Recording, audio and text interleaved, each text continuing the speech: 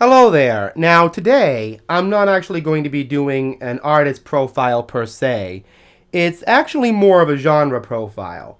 Now, in case you haven't noticed my orientation, even with artist profiles, or if you've looked at my Amazon.com or my WordPress blog, the Rhythmic Nucleus, yeah, there's a little plug there, or whatever, I really am a huge funk admirer. It's not just the idea of a music that is not represented that well, but there's just something about the way that funk developed historically and is currently being rediscovered in the world, especially now, that I really enjoy. And I especially, to this day, still enjoy collecting funk vinyl. But about a month ago, or 2 months ago, I think, I lost track of time here, I was at a place called Bull Moose Records in Portland.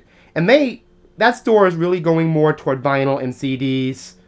But vinyl is becoming really big in my neck of the woods, in Maine, among a lot of collectors. Maybe for budget reasons, because it's used vinyl is, you can get it really cheaply, and that's what I'm going to talk about a little bit later. But I was looking in the R&B section, and my dad was with me, and he actually pointed out some of the albums I'm going to talk about. Actually, all of them.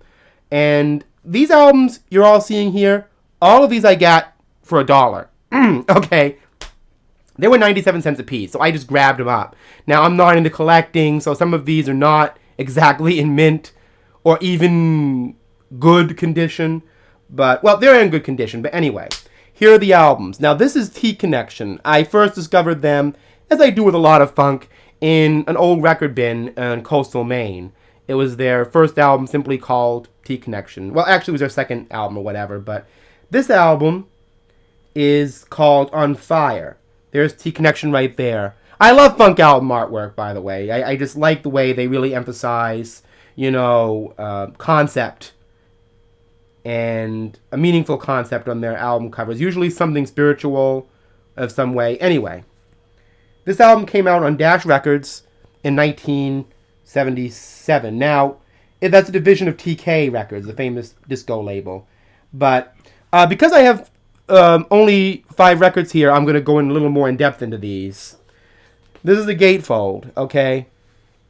They're the members of T-Connections: Monty Brown, T. Cockley, Tony Flowers, Kurt Cockley, David Mackey, and Berkeley Van Bird. Now, you can see the condition of this inside of this vinyl.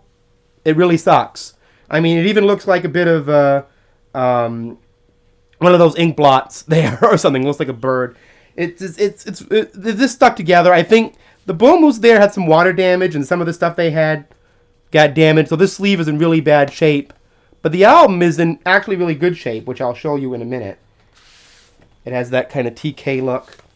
There's the Dash label. I'm really looking forward to listening to that one. Needless to say, even if the cover is water damaged, it's still a great cover, and I love T-Connection. Confunction, Burn in Love, 1986. It has the original label, includes Burn in Love, She's a Star, How Long, She's Sweet. Now, Confunction were really big in the 70s from the California, Bay Area funk scene.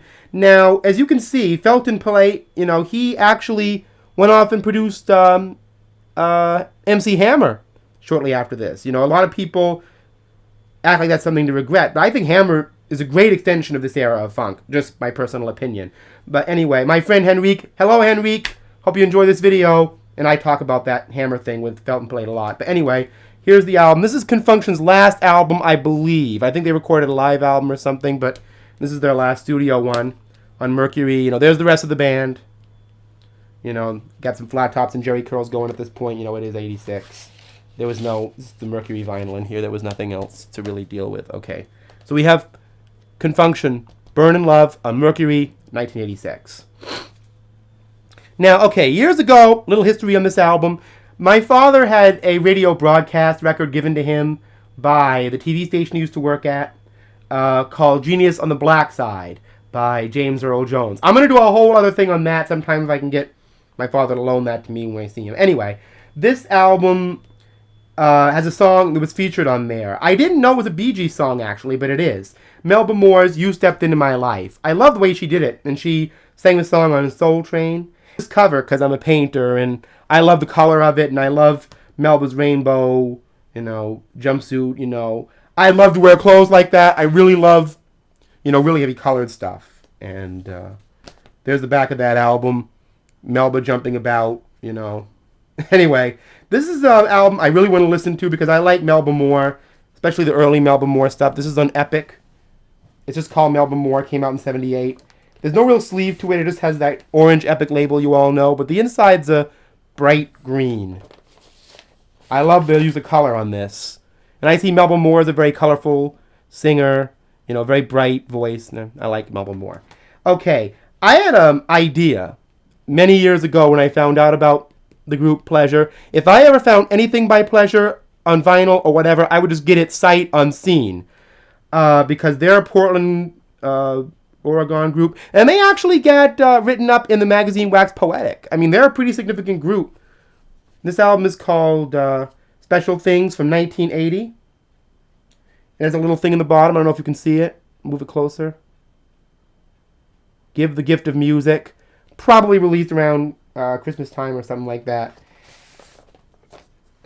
Here's the inside liner notes. It actually has the original sleeve to it with the band members. And here's the other side. The vinyl actually is not in bad condition, but there's something unusual about it. It's on the Fantasy label, so it has that Thunder and Lightning. There's side 2. Side 1 is completely blank. There's nothing on it. So when you're playing that record, you've got to look at the sleeve to see what's going on. It's probably a manufacturing defect, but, that's kind of interesting to me. So there's Pleasure on Fantasy, Special Things from 1980. Really cool band, kind of obscure, but, I like them. Now, this is the last of the albums. This is Patty Austin's album, Patty Austin. This was released in 1984. I believe it was her follow-up to Every Home Should Have One from 81. This is the last album, I believe that... No, it wasn't. There was an album in between that. I think it was called Getting Away with Murder or something. No, that happened later. This is the follow-up. This is from 1984. And this was Patty's second album with Quincy Jones producing. This album came out right around the time that, James Ingram had Yamo B there, and all that kind of business. It's on the Q West label,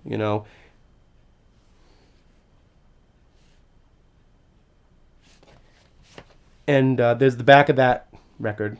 I think you already saw that. But anyway, that is one particular lot of funk vinyl that I just got. Now, when I go back to Bull Moose, I might, if I find more good stuff like this, I'll gonna get it for sure, because I love this kind of stuff. But I'm really into funk, and I like promoting funk to other people. And a lot of people only actually think they don't like funk, but when they hear it in something else and they can call it something else, it's like oral sugar plums. It's just sweet and wonderful, and they love it. So, as the George Michael album said, listen without prejudice. Seek albums out like this, even if you're a rock fan, or especially if you're a reggae fan. If you're a reggae fan out there, you're really close to liking funk. So, check this stuff out. As George Clinton said, funk is its own reward. Peace, everybody.